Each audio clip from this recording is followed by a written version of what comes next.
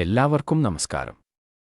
ഇന്ന് നമ്മൾ വളരെ പ്രധാനപ്പെട്ട ഒരു വിഷയത്തെക്കുറിച്ചാണ് സംസാരിക്കുന്നത്. അത് നമ്മുടെ അന്തർജ്ഞാനം അഥവാ നമ്മുടെ ഉള്ളിൽ നിന്ന് തനിയെ ഉണ്ടാകുന്ന തിരിച്ചറിവിനെക്കുറിച്ചാണ്. ബിസിനസ്സിലും നേതൃത്വത്തിലും ഇത് എങ്ങനെയാണ് പ്രവർത്തിക്കുന്നത് എന്ന് നമുക്ക് വിശദമായി നോക്കാം. തുടക്കം.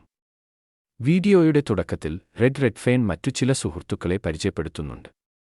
മേഗൻ മിച്ചൽ, മാർക്ക് ആദംസൺ എന്നിവരുടെ ചിന്തകളും പ്രവർത്തനങ്ങളും അദ്ദേഹം പരാമർശിക്കുന്നു. അതോടൊപ്പം നിലവിൽ എല്ലാവരും കാത്തിരിക്കുന്ന തങ്ങളുടെ സ്ഥാപനത്തെക്കുറിച്ചുള്ള പുതിയ അറിയിപ്പുകൾ ഉടൻ വരുമെന്നും അതിന്റെ അണിയറ പ്രവർത്തനങ്ങൾ വളരെ വേഗത്തിൽ നടന്നുകൊണ്ടിരിക്കുകയാണെന്നും അദ്ദേഹം ഉറപ്പു നൽകുന്നു. എന്താണ് അന്തർജ്ഞാനം?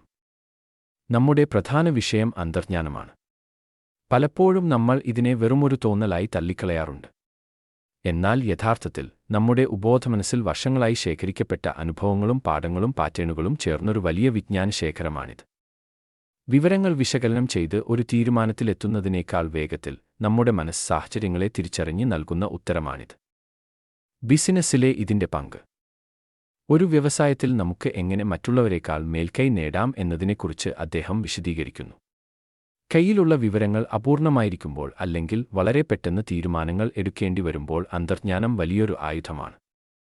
വിപണിയിലെ വരാനിരിക്കുന്ന മാറ്റങ്ങളെ മുൻകൂട്ടി കാണാൻ ഇത് നമ്മെ സഹായിക്കുന്നു.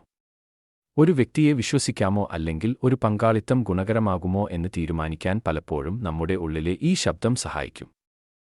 അന്തർജ്ഞാനത്തിന്റെ ഗുണങ്ങൾ. തീരുമാനങ്ങളിലെ വേഗത. വലിയ ഫയലുകളും കണക്കുകളും പരിശോധിക്കാൻ സമയമില്ലാത്തപ്പോൾ കൃത്യമായ തീരുമാനമെടുക്കാൻ ഇത് സഹായിക്കുന്നു. വിവരങ്ങളിലെ വിടവുകൾ നികത്തുക. എല്ലാ കാര്യങ്ങളും രേഖാമൂലം നമുക്ക് ലഭിക്കണമെന്നില്ല. അത്തരം സന്ദർഭങ്ങളിൽ സാഹചര്യങ്ങൾ വിലയിരുത്താൻ ഇത് സഹായിക്കുന്നു. പുതുമകൾ കൊണ്ടുവരിക. ലോകം ഇതുവരെ കാണാത്ത പുതിയ കാര്യങ്ങൾ ചെയ്യാൻ പലപ്പോഴും കണക്കുകൾക്ക് പകരം ആത്മവിശ്വാസവും ഉള്ളിലെ തോന്നലുകളുമാണ് നേതാക്കളെ പ്രേരിപ്പിക്കുന്നത്. ഇത് എങ്ങനെ വികസിപ്പിക്കാം? നമ്മുടെ ഈ കഴിവിനെ നമുക്ക് കൂടുതൽ മെച്ചപ്പെടുത്താൻ സാധിക്കും. പുതിയ കാര്യങ്ങൾ പഠിക്കുക, വൈവിധ്യമാർന്ന അറിവുകൾ തേടുക എന്നിവയിലൂടെ നമ്മുടെ ഉബോധമനസ്സിനെ കൂടുതൽ കരുത്തുറ്റതാക്കാം. കൂടാതെ നമ്മുടെ ശരീരം നൽകുന്ന സൂചനകൾ ശ്രദ്ധിക്കണം. ഒരു പ്രത്യേക സാഹചര്യത്തിൽ നമുക്ക് അകാരണമായ ഭയമോ അല്ലെങ്കിൽ അമിതമായ ശുഭാപ്തിവിശ്വാസമോ തോന്നുന്നുണ്ടെങ്കിൽ അത് നമ്മുടെ അന്തർജ്ഞാനം പ്രവർത്തിക്കുന്നതിന്റെ ലക്ഷണമാണ്. ശ്രദ്ധിക്കേണ്ട കാര്യങ്ങൾ. അന്തർജ്ഞാനം പ്രധാനമാണെങ്കിലും എല്ലാ കാര്യങ്ങളും അതിൽ മാത്രം വിശ്വസിച്ചു ചെയ്യരുത്.